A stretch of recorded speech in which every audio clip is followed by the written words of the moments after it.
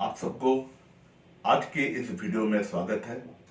आज का वीडियो में हम ये रिव्यू करेंगे कि मेरा जो अक्टूबर का जो ट्रेड्स रहा ऑप्शन व्हील स्ट्रेटेजी में, तो क्या रिजल्ट आया। जैसे कि आप थंबनेल में ऑलरेडी देख चुके हैं, इसी पीरियड में मैं आपको एक डेटा दिखा रहा हूं। निफ्टी अक्टूबर 2020 में गेन किया करीब 394.85%, जो कि 3.51% गेन है। Whereas my return on capital was 9.18%। ये कैसा हुआ, चलिए इस बार मैं आपको बताता हूं। मैं कुछ ऐसे चीज किया जिसके चलते अक्टूबर महीना में मेरा प्रॉफिट मार्जिन जो है, जो मेरा प्रॉफिट परसेंटेज है, बढ़ गया।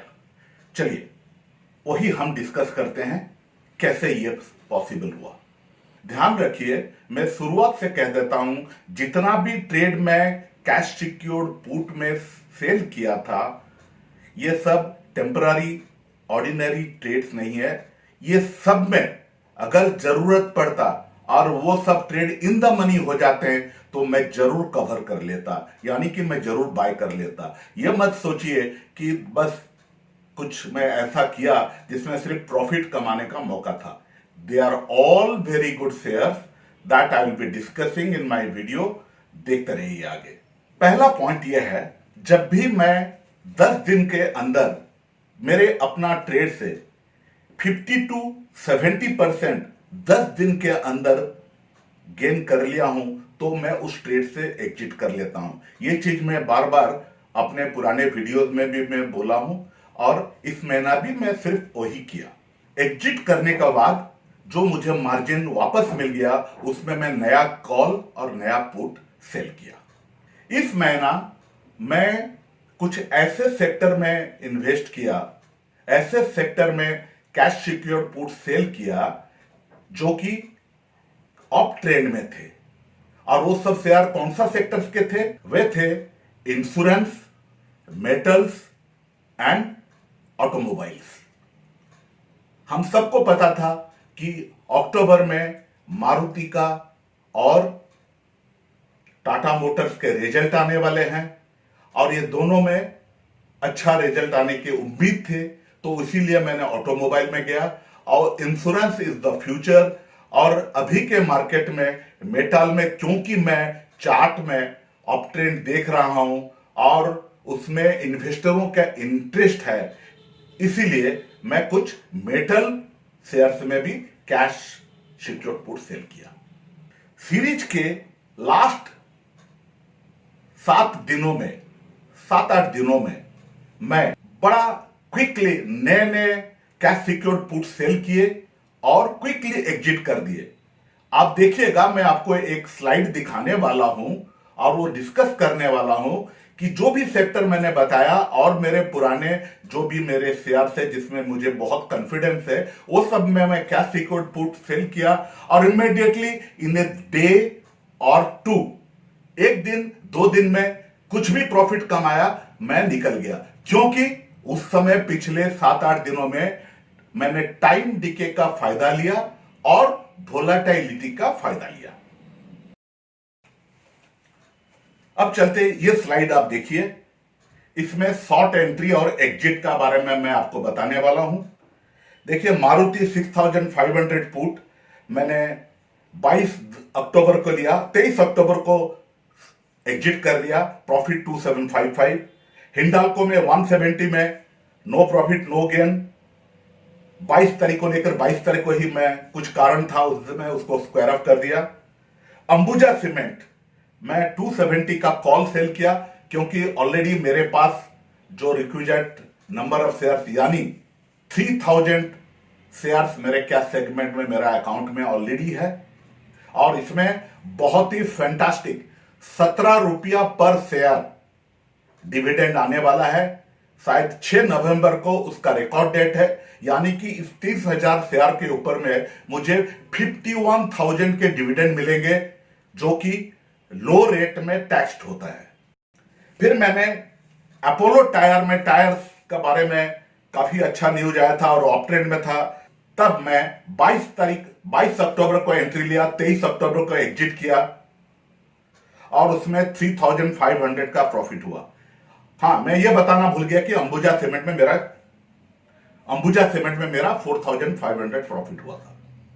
अदर ट्रेड्स में भी आप देखते जाइए, एक दिन 2 दिन में मैं शेयर में एग्जिट करके मोस्ट ऑफ द ट्रेड्स में प्रॉफिट कमाया हूं। इसमें मैं एक ध्यान आकर्षण करना चाहूंगा 3 जगह पर, जहां मैं फ्यूचर को बाय किया था और कॉल को सेल किया था। उसमें आइदर ऑफ सेगमेंट में जब प्रॉफिट आ गया तब उसको भी मैं बुक कर लिया, भले वो सेम डे क्यों ना हो, भले नेक्स्ट डे क्यों ना हो। बजाज फाइनेंस फ्यूचर में 12,000 का प्रॉफिट हुआ, लेकिन उसके कॉल में 8,250 का लॉस हुआ, बट ओवरऑल प्रॉफिट हुआ।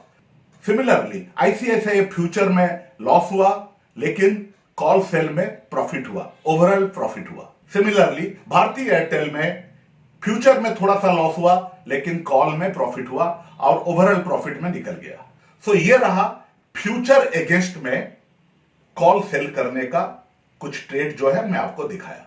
अब मैं आपको नेक्स्ट स्लाइड में ले आया हूं। मैं आपको यह दिखा रहा हूं मेरा नवंबर के लिए कैरी फॉरवर्ड पोजीशंस क्या है।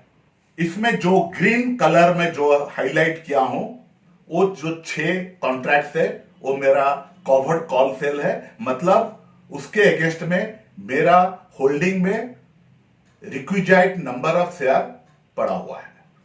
नीचे एक ट्रेड लिया हूं एक्सिस बैंक में, जिसमें कि एक फ्यूचर मैंने बाय किया हूं और उसके अगेंस्ट में 518 रुपया 70 में बाय किया हूं और उसके अगेंस्ट में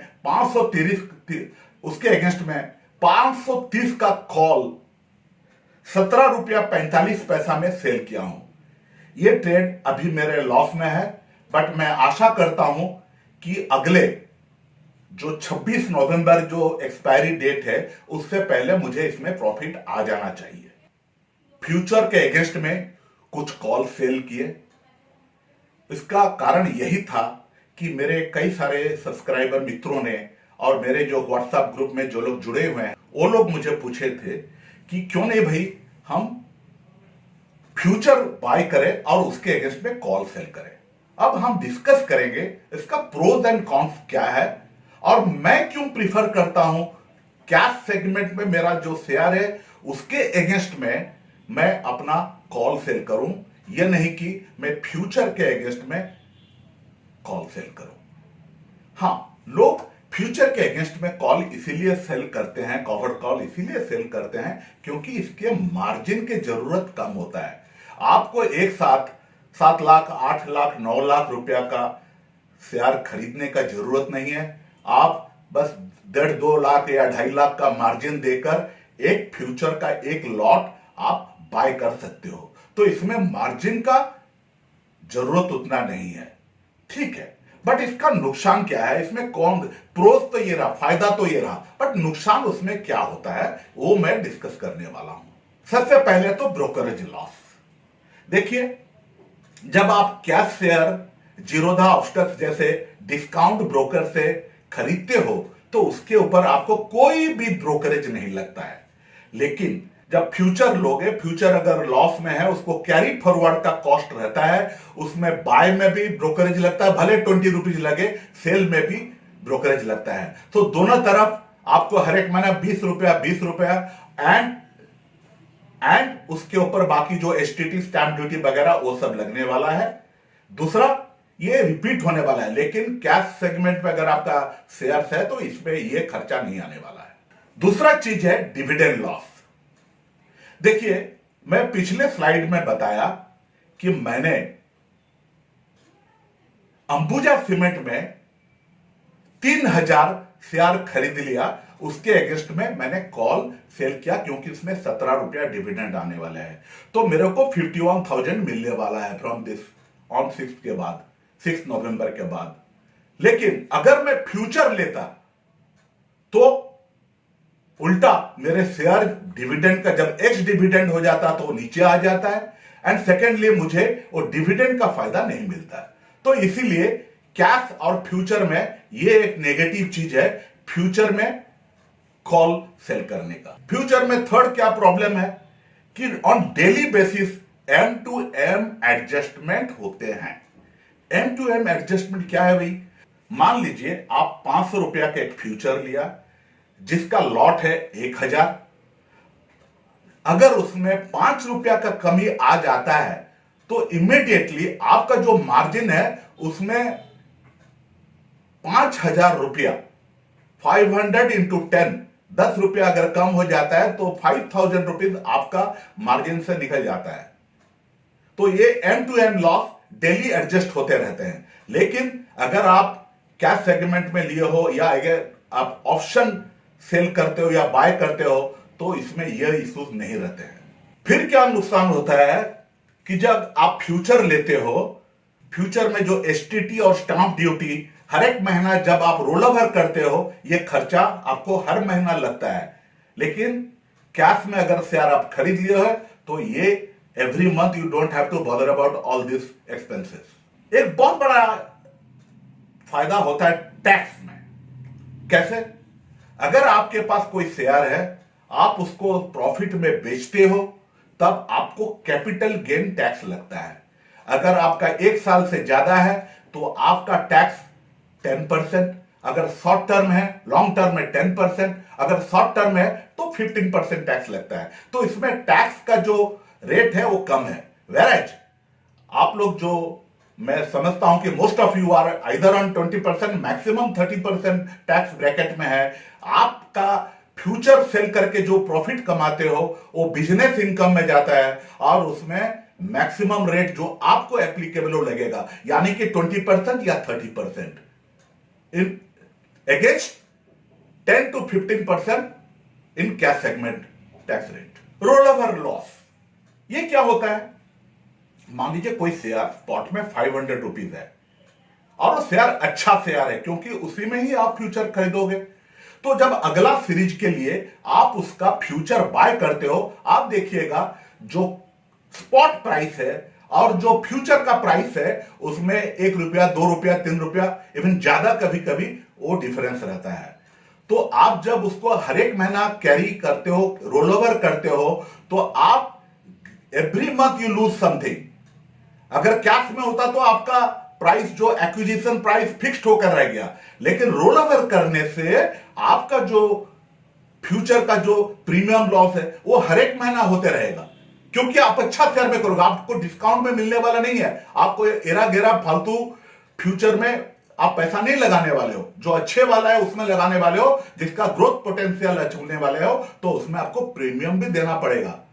इस महीना अगर 500 का 502 रुपया 2 रुपया का नुकसान हुआ, अगले महीना अगर वो 400 रुपया अगले महीना अगर 450 रुपया हो गया, नीचे चला गया, फिर आपको रोल ओवर करना पड़ेगा। फिर स्पॉट में 450 का प्राइस होगा, आपको 452 या 453 या 451 वहां फिर 1-2 रुपया का लॉस होगा।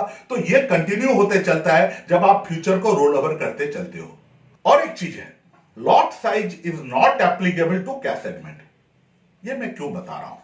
आप जब एक लॉट सेल करोगे तो 1000 का ही आप लॉट सेल करोगे, लेकिन अगर आपको पता है आपने कॉल तो सेल किया against few cash shares, against few shares that you have bought, like 1000 का अगेंस्ट में आप 400 शेयर खरीद लिया है और लेकिन उसके ऊपर में 20 रुपीज, 30 रुपीज, 40 रुपीज, 50 रुपीज ऊपर में एक लॉट जो कि 1000 का है उसको आपने सेल कर दिया है।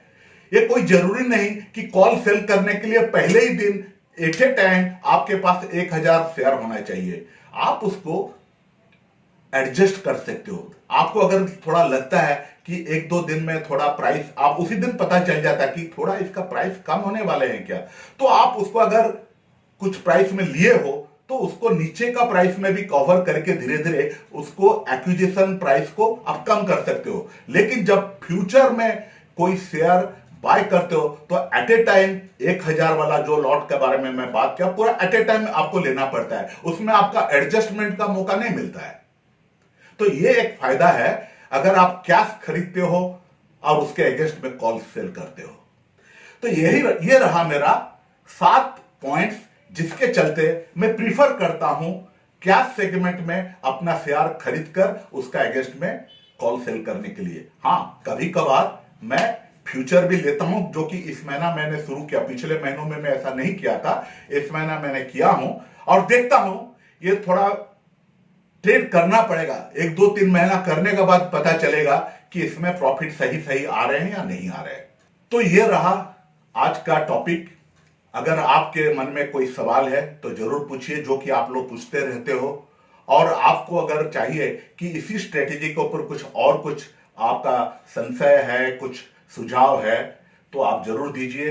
एंड मैं आपको आखिर में यही बोलूंगा कि मेरे जो वीडियोस है आप उसको शेयर करें, सब्सक्राइब करें, बेल बटन दबाएं और लाइक करें।